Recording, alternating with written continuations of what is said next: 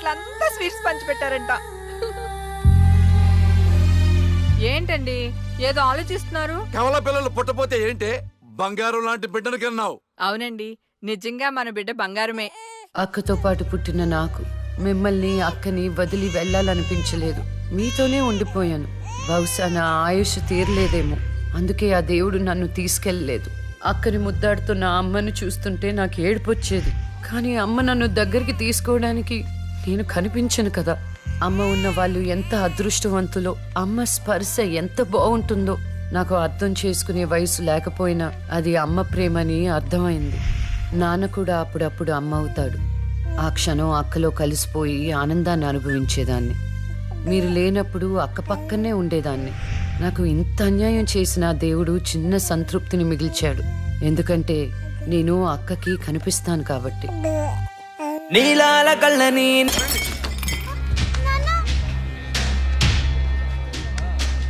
ఒకరోజు కోర్టులో నాన్నకి జరిగిన చిన్న అవమానానికి అక్కలో ఉన్న నేను జడ్జ్ అవ్వాలని నిర్ణయించుకున్నా. అక్క ఎక్కడున్నా నేను అక్కతో పాటే ఉండేదాన్ని. నేను తనకి కనిపిస్తానన్న విషయం అమ్మా నాన్నలతో చెప్పకూడదని ఇద్దరం ప్రామిస్ చేసుకున్నాం. ఎందుకంటే నన్ను పంపించేస్తారేమోనన్న భయం. అలా 7 సంవత్సరాల పాటు అక్క నేను కలిసి పెరిగాం. అమ్మా నాన్నల ప్రేమ నేను కూడా అక్కలాగే పొందాను. ఒకరోజు అక్కకి జ్వరం వస్తే డాక్టర్ దగ్గరికి వెళ్ళాం. పాపకి టాబ్లెట్లు వాడండి. చాలా సంతోషం డాక్టర్ గారు. వస్తాం. నమస్తే. రామ్మా. మీ పాప అండి? అవునమ్మా. ఎంత పెద్దదైపోయింది. మీ హాస్పిటల్లోనే కదా పురుడు పోశారు. ఉంటానమ్మా. ఆ తాగుబోతు డాక్టర్ ఆ రోజు తాగేసి పాపకు ఆపరేషన్ చేశాడు. పాపం ఆ పాప నరం కట్టయి చనిపోయింది. లేకపోతే ఆ పాపకి కవల చెల్లుండేది. ఇన్నాళ్ళు నాకు అన్యాయం చేసింది దేవుడు అనుకున్నాను, కాదు ఒక డాక్టర్. పాపా, నువ్వు ఈ టాబ్లెట్లు వేసుకుంటే అన్నీ తగ్గిపోతాయి నా బంగారం. కాదు నాన్న, యొక్క టాబ్లెట్ నాన్న, ప్లీజ్ నాన్న.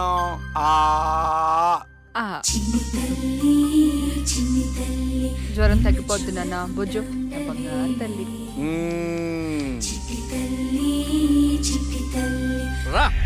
మీకు దండం పెడతాను. ఇక నా దగ్గర పని చేయాలంటే నాతో పోనీ కొట్టించుకోవాలా?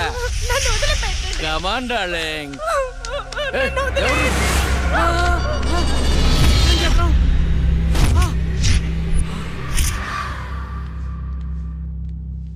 పాపా, పాపా, తులసి, పాప ఎక్కడ?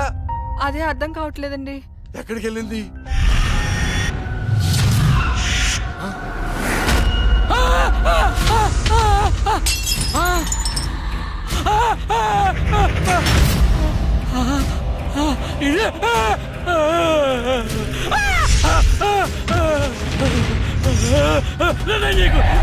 నీ దండ పెడతా.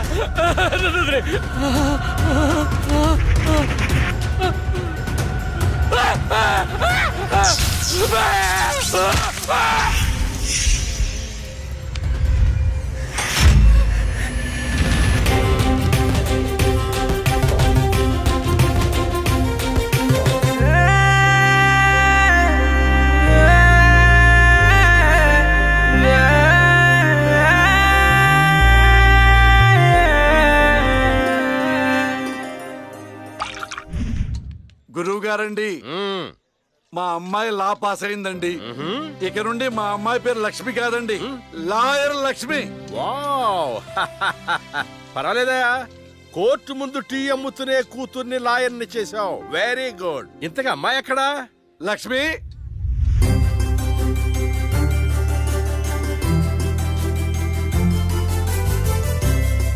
ఏంటి నాన్న పిలిచారు? సార్, మా అమ్మాయి లక్ష్మి. నమస్కారం. అమ్మా, నరసింహరావు గారని పెద్ద లాయరు. అవునా? వయసులోనా? కాదురా, మామూలుగా కూడా పెద్ద లాయరేనమ్మా. నేను మీ గురించి చాలా విన్నానండి. అంటే సాక్ష్యాలతో సంబంధం లేకుండా ఎలాగైనా కేసు మీ వైపు మలుచుకుంటారని విన్నాను. అదేనమ్మా లాయర్ తెలివితేటలు.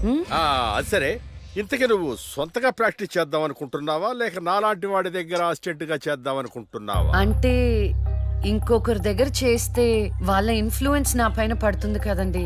అలా కాకుండా డైరెక్ట్ గా ప్రాక్టీస్ చేద్దామని అనుకుంటున్నాను. నేను నాలా ఉండాలని. గుడ్. వాయిస్ దేముంది సార్, మనుషులందరి దగ్గర ఉంటుంది. లాయర్ కి ఉండాల్సింది ఆనెస్టీ, అది నా దగ్గర ఉంది సార్. హానెస్టీ, నిజాయితీ. చూద్దాం నీ నిజాయితీతో ఎన్ని కేసులు గెలుస్తావో. All the best.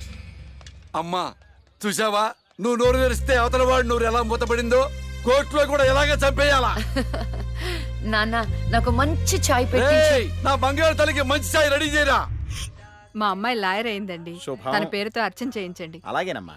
శుక్లాం భరధరం విష్ణుం శశివర్ణం చతుర్భుజం ప్రసన్నవదనం ధ్యాయేత్ సర్వ విఘ్నోపశాంతయే ఇష్టకామ్యార్థ ఫల సిద్ధిరస్తు.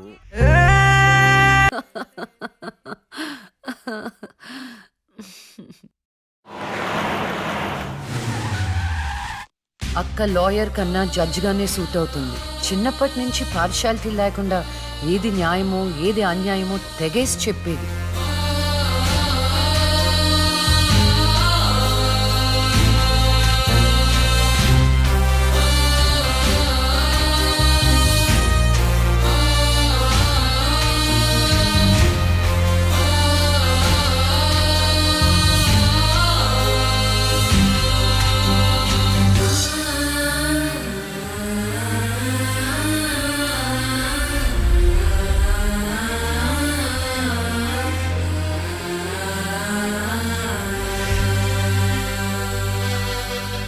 కూర్చోండి.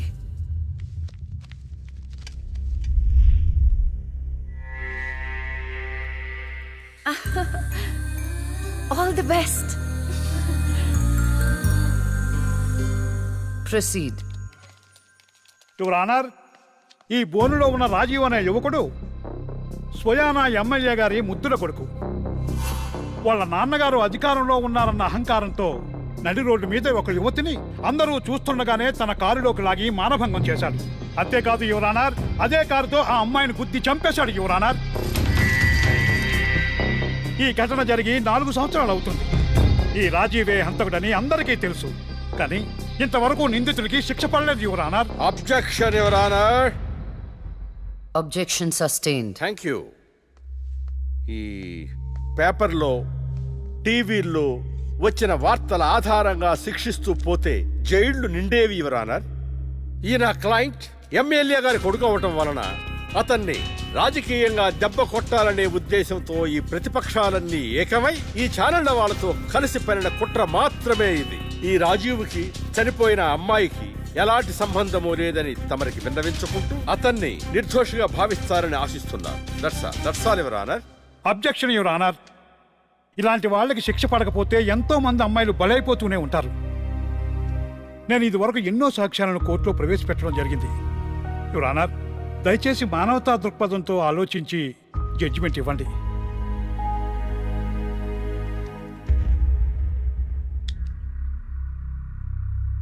ఈ కేసు పూర్వాపరాలు పరిశీలించిన మీదట సాక్ష్యాధారాలు తారుమారు చేసి ఈ కేసుని పక్కదారి పట్టించడానికి ప్రయత్నం జరిగిందని నాకు అర్థమైంది. సాక్ష్యం లేకపోవచ్చు, కానీ కారణం లేకుండా ఏ ఆడపిల్ల తల్లిదండ్రులు మా అమ్మాయిని మానభంగం చేశారు, చంపేశారు అని కోర్టు మెట్లు ఎక్కరు. కానీ ఈ తల్లిదండ్రులు 4 సంవత్సరాలుగా కోర్టు మెట్లు ఎక్కుతూనే ఉన్నారు. ఈ రోజు వరకు న్యాయం కోసం తిరిగి తిరిగి అలసిపోయిన వాళ్ళ కాళ్ళకి, నా తీర్పు కోసం ఎదురు చూస్తున్న వాళ్ళ కళ్ళకి విశ్రాంతి ఇవ్వాలని నిర్ణయించుకున్నాను. ఇక్కడున్న ప్రత్యక్ష సాక్ష్యాలను రాతపూర్వకంగా సాక్ష్యాధారాలని స్వీకరించండి.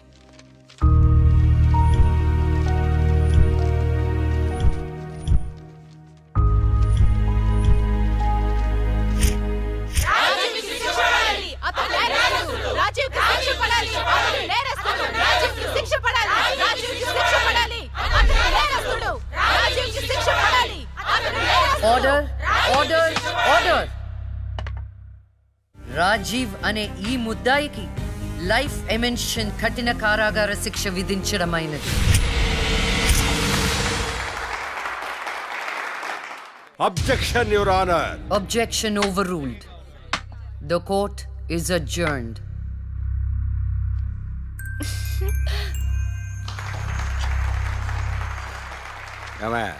కొత్తగా వచ్చింది అంటే ఏ సీమ టపాకాయో శిశింద్రియో అనుకున్నాం. లక్ష్మీ బాంబు. జాగ్రత్తగా ఉండు. చెమటలు పట్టించేస్తుంది సార్.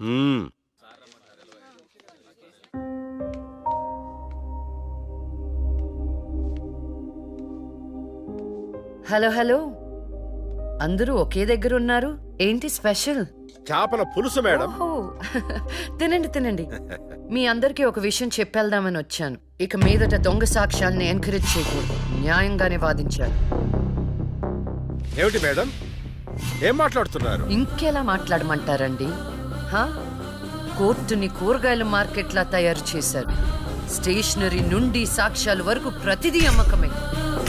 మర్డర్ కేసుకో రేటు, దొమ్మి కేసుకో రేటు, రేప్ కేసుకో రేటు. చిచి, చెప్పుకుంటేనే సిగ్గుచేటు. సంపాదించుకుంది చాలు, ఇక అన్నీ మారాలి. అన్నీ మారతాయి. ఇక నుండి దొంగ సాక్ష్యాలు చెప్పేవాళ్ళు కోర్టు సరౌండింగ్స్ లో కూడా కనిపించడానికి వీల్లేదు. ఎవడైనా కక్కుర్తిపడి డబ్బు కోసం దొంగ సాక్ష్యాలతో కేసుని గెలిపించుకోవాలని చూస్తే వాళ్ళని కూడా నేరస్తుల బోన్లో నిలబెడతా, శిక్షలో షేరింగ్ ఇప్పిస్తా. ఇక నుంచి న్యాయం గెలవాలి. న్యాయమే గెలవాలి. న్యాయమే గెలవాలి. న్యాయమే గెలవాలి. న్యాయమే గెలవాలి. ప్రశాంతంగా ఉన్న అక్క జీవితంలో ఒకరోజు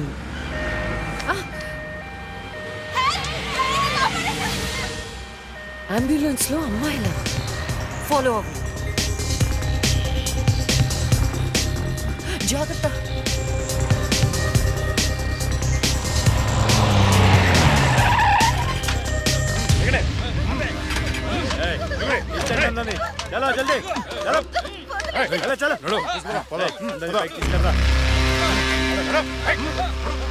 అంతా ఓకే అన్నా, తీసుకొచ్చా అందరినీ. ఏం ప్రాబ్లం రాలేదు కదా? అంబులెన్స్ లో అమ్మాయిలు ఉంటారని ఎవరు గెస్ట్ చేస్తారన్నా? ఏయ్, వీళ్ళందరినీ ట్రక్ లో ఎక్కించండి. ఆ దుబాయ్ షేక్ గాడు ఒక్కడే ఫోన్లు. అసలు అది అరవకో. ఏంటే నువ్వు అరిస్తే రిప్లై ఇచ్చేవాడు ఇవ్వలేడు. ఇది నా ఏరియా. తీసుకెళ్ళండి రా అందరినీ. తీసుకెళ్ళండి తొందరగా. Stop it!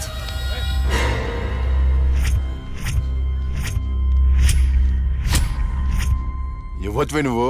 అది తర్వాత. హాస్పిటల్ కి వెళ్లాల్సిన బండి ఇక్కడికి వచ్చింది ఏంటి? ఏంటి పాప క్లారిఫికేషన్ కావాలంట? రే ఇచ్చేయండి రా. అమ్మాయే కదా అని అలుసుగా చూస్తున్నారేమో.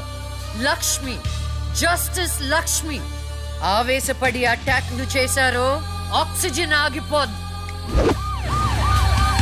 Arrest him.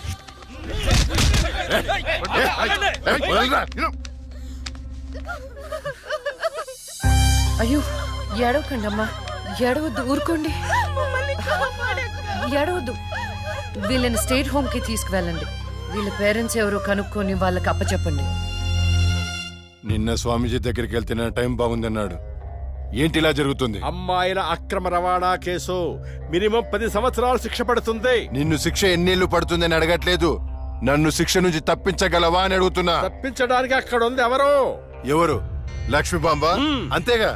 చాలా కరెక్ట్ ఇన్ఫర్మేషన్ చెప్పావు నాయనా. నా కేసు వాదిస్తే నువ్వెంత డబ్బు అడిగితే అంత ఇస్తాను. వాదిస్తాను, కానీ గెలుస్తావని నమ్మకం మాత్రం లేదు. కానీ నువ్వు గెలవాలి. నువ్వు గెలవాలి అంటే లక్ష్మి నీకు ఫేవర్ గా జడ్జిమెంట్ చెప్పాలి. ఇదే నేను నీకు ఇచ్చే సిన్సియర్ సజెషన్. వస్తా ఏమయ్యా, వస్తా.